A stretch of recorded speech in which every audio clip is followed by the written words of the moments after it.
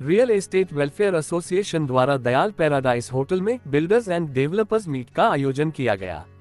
इस महत्वपूर्ण कार्यक्रम में लखनऊ के कई प्रमुख बिल्डर्स और डेवलपर्स ने भाग लिया।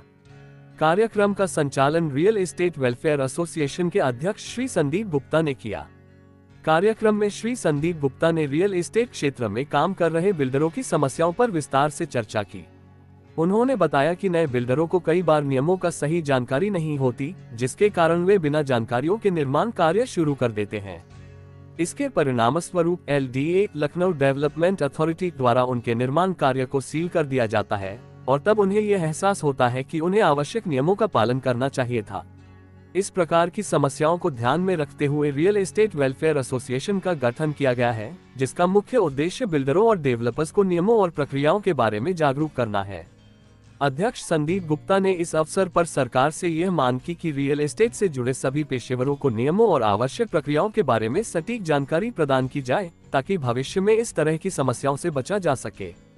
इस कार्यक्रम में रियल एस्टेट एसोसिएशन के संस्थापक व अध्यक्ष संदीप गुप्ता, उपाध्यक्ष विद्याभूषण सिंह, सचिव राजकुमार पाल, कोषाध्यक्ष हरिहर सिंह यादव, हेड काउंसलर पवन सिंह, अभय सिंह अप्पी आदि लोग उपस्थित रहे। रियल एस्टेट वेलफेयर एसोसिएशन की ये मीट हो रही है, क्या कुछ पर्पस है आज इस मीट का? किन किन मुद्दों को लेकर आज यहाँ पर बातचीत होगी, उसके बारे में बताइए।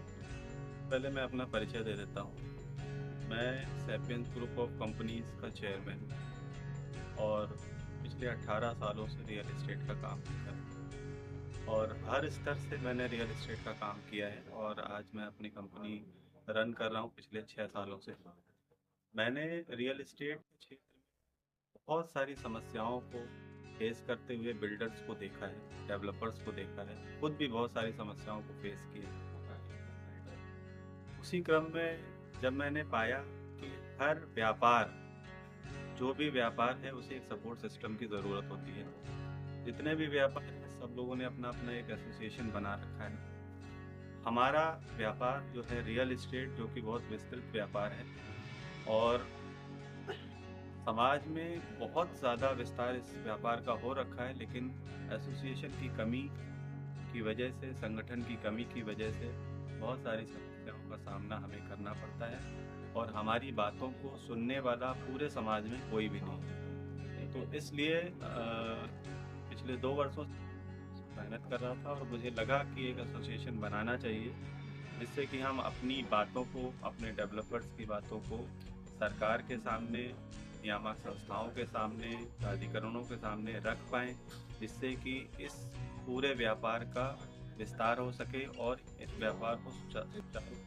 चलाया जा सके। सर, अगर रियल एस्टेट की बात करूँ तो वर्तमान समय में क्या कुछ परेशानियां हैं जो आपके बिजनेस को फेस करनी पड़ती हैं, व्यापारी को फेस करनी पड़ती है? देखिए, सबसे बड़ी परेशानी क्या है कि कुछ कमियां हमारे डेवलपर्स की हैं, कुछ कमियां गवर्नमेंट की पॉलिसीज़ की भी हैं, कुछ अवेयरनेस की हैं। सबसे पहले मैं अपने डेवलपर भाइयों की कमियों के बारे में बताऊँ।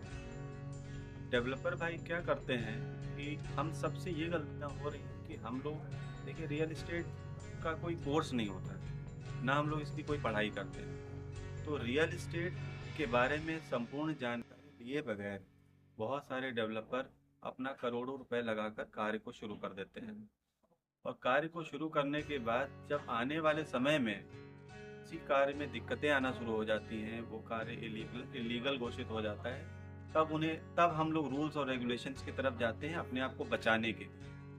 बजाय इसके, अगर हम जितने भी रियल एस्टेट कारोबारी हैं, अगर इस कारोबार की अच्छे से जानकारी लें, रूल्स रेगुलेशन समझें, प्राधिकरणों से संपर्क करें और जितना भी रूल रेगुलेशन बनाया गया इस व्यापार से रिलेटेड, उसके बारे में जानकारी लेने के बाद अगर हम इस कार्य को शुरू करें, तो निश्चित तौर पर यह कार्य बहुत अच्छे तरीके से किया जा सकता है। ना किसी ग्राहक का अहित होगा, ना किसी डेवलपर का अहित। अब इसमें समस्या क्या आती है कि हम इस सारी जानकारी को ले कहाँ से, क्योंकि आज तक गवर्नमेंट की भी बहुत सारी पॉलिसीज़ हैं या डेवलपर इसकी एसोसिएशन से रिलेटेड तमाम सारी चीज़ें हैं और हमारे जो विकास प्राधिकरण हैं, उनसे जितने भी नियम कानून बने हुए हैं, 90% डेवलपर्स ऐसे होते हैं जिन्हें इन सारे नियम कानूनों की जानकारी ही नहीं होती है। तो हमने क्या सोचा कि अगर हम एक एसोसिएशन बनाते हैं और उस एसोसिएशन का काम सिर्फ यही नहीं होता है कि हम लोग अपने सदस्यों के लिए खड़े हो गए या धरना दे दिया, हमारा यही काम नहीं है। हम सबसे पहला कार्य रेवा जो हमने बनाई, रेवा का नाम ही संपूर्ण है, क्योंकि रेवा का फुल फॉर्म है रियल एस्टेट वेलफेयर एसोसिएशन, जिसका मतलब हो गया कि रियल एस्टेट के संपूर्ण विकास के लिए हम लोगों ने एक एसोसिएशन बनाई। संपूर्ण विकास में ग्राहक भी आ जाएगा, डेवलपर भी आ जाएगा, समाज भी आ जाएगा। तो रेवा को बनाने के बाद हमने क्या इसमें आगे फ्यूचर में हमने सोचा है कि हम लोग सारे लोग संगठित हो जाएंगे। पहले तो जो आजकल के समय में समस्याएं चल रही हैं, इन समस्याओं इस तरह चर्चा करेंगे गवर्नमेंट बॉडीज से, जो भी हमारे प्राधिकरण हैं और जो भी सरकारें हैं उनसे, ताकि उन बातों को सुना जा सके।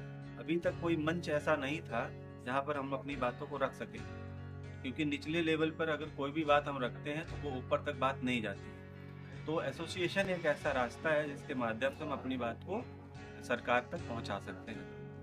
उसके बाद जब हम इन सब चीज़ों को कर लेंगे तो साथ में हम ट्रेनिंग कैंप्स चलाएंगे, एसोसिएशन में तमाम तरह के आयोजन किए जाएंगे, जिससे कि हम अपने जितने भी सदस्य हैं उन सबको इन सारी जानकारियों से अवगत करा पाएँ, और जो नई नई पॉलिसीज़ आती हैं गवर्नमेंट की, उन सारी पॉलिसीज़ के बारे में उन्हें जानकारी दे पाएँ।